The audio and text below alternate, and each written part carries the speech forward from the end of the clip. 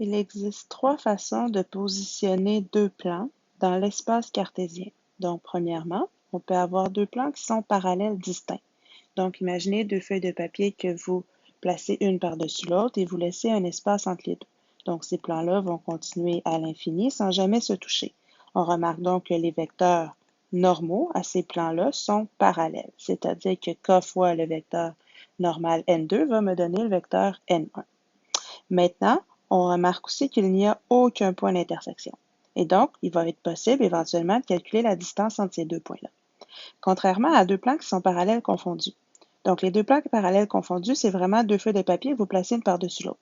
Les deux vecteurs normaux, cette fois-ci, vont encore une fois être parallèles, mais la différence, c'est que le point 1, ici qui appartenait au plan 1, qui n'appartenait pas au plan 2, nous permettait de les distinguer et donc de dire que les plans n'étaient pas confondus et qu'ils étaient bel et bien distincts. Cette fois-ci, le point P1 va appartenir aux deux points en même temps. Donc, si vous remarquez deux vecteurs normaux qui sont parallèles et qu'un point appartient aux deux plans, eh bien, vos plans vont être confondus. Cette fois-ci, comme ils sont confondus, il va y avoir une infinité de points d'intersection et ces points d'intersection-là vont être tout simplement l'équation du plan. Troisième cas de figure, c'est lorsqu'on a deux plans non parallèles. Donc, c'est obligatoirement, lorsqu'on a deux plans non parallèles, vous avez deux feuilles de papier dont les vecteurs normaux ne sont pas parallèles, eh bien, obligatoirement, ces deux feuilles de papier-là vont se croiser et vont former cette fois-ci une droite d'intersection. Et donc, la droite d'intersection, on va pouvoir la trouver en déterminant une égalité entre l'équation du plan 1 et l'équation du plan 2. Et donc, comment on fait pour savoir que les plans ne sont pas parallèles? Il s'agit seulement de comparer leurs vecteurs normaux. Dès que les vecteurs normaux ne sont pas parallèles, c'est suffisant pour dire que les plans ne sont pas parallèles. À ce moment-là, plus tard, on va voir qu'il va y avoir une infinité de points d'intersection, mais ces points-là vont être situés sur la droite D. Ça, c'est dans le cas où on a deux plans qui sont séquents. Alors, la clé, c'est de comparer les vecteurs normaux. Allons-y avec un exercice. Donc, on veut déterminer la position relative des plans π1 et π2. Alors, on a deux équations de plans. La première, c'est l'équation vectorielle. Et donc, de l'équation vectorielle, je vais pouvoir tirer un vecteur normal en faisant le produit vectoriel des vecteurs directeurs U1 et U2. Donc, ces deux-là, ce sont mes vecteurs directeurs. Pour obtenir un vecteur normal, donc j'ai besoin, ici, j'ai U2, j'ai U1, et donc en faisant le produit vectoriel, je vais obtenir un vecteur n qui va être perpendiculaire à mes deux vecteurs. Donc, I, J, K, et j'écris mes composantes. Moins 2, moins 3, 0, 4, 8, 1.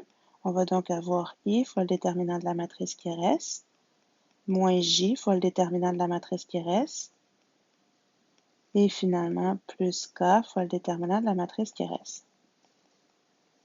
On va avoir moins 3I plus 2J. On va avoir moins 16 plus 12, on va avoir moins 4K. Et donc, notre vecteur normal va être moins 3, 2, moins 4. Et puis là, à partir de là, on a notre premier vecteur N1. Et à partir de l'équation 2, on a aussi notre deuxième vecteur directement, notre deuxième vecteur directeur. Pourquoi? Je vous rappelle que l'équation normale, c'est AX plus BY plus C Z moins D égale 0. Donc, si ça vous énerve, vous pouvez envoyer le moyen de l'autre côté puis mettre ça égal à 0. Eh bien, notre A, c'est 1/12e. Le B, c'est moins 1/18e. Et le C, c'est 1/9e. Et donc, ça, c'est mon vecteur normal N2. Maintenant, on veut déterminer, donc on veut vérifier si mes vecteurs sont parallèles. Et donc, est-ce qu'il existe une constante telle que, donc est-ce qu'il existe une constante élément des réels, telle que k fois mon vecteur U1 va être égal à mon vecteur U2. Et donc, est-ce que k fois moins 3, 2, moins 4 pourrait me donner 1/12e, moins 1/18e et 1/9. Alors, ça nous fait comme une petite équation. Moins 3k doit être égal à 1 sur 12. On doit voir que 2k doit être égal à moins 1 sur 18 et 4k doit être égal à 1 sur 9. Eh bien, ici, il faut satisfaire toutes les équations en même temps. Alors, il faut vérifier est-ce que c'est la même valeur de k partout. Eh bien, si je divise par moins 3, je vais obtenir que k donne moins 1 sur 36. Ici, je vais obtenir que k donne moins 1 sur 36. Et finalement, je vais obtenir que k donne... Est-ce que j'ai fait une erreur? Y a-t-il un moins 4? Oui, j'ai oublié un moins, et donc, il me semblait aussi, moins 1 sur 36. Et donc, comme on a trouvé une valeur de k, U2 peut s'exprimer comme étant moins 1 sur 36 fois mon U1. Et donc, U1 est... N1, j'arrête pas d'utiliser U, mais c'est N, donc je vais corriger ça tout de suite parce qu'on compare des vecteurs normaux. Donc, N1, N2, ce qui veut donc dire que N1 est parallèle à N2, donc on sait que nos plans sont parallèles. Maintenant, comment on fait pour voir si nos plans sont parallèles confondus ou parallèles distincts? Eh bien, on a un point, ici le point connu.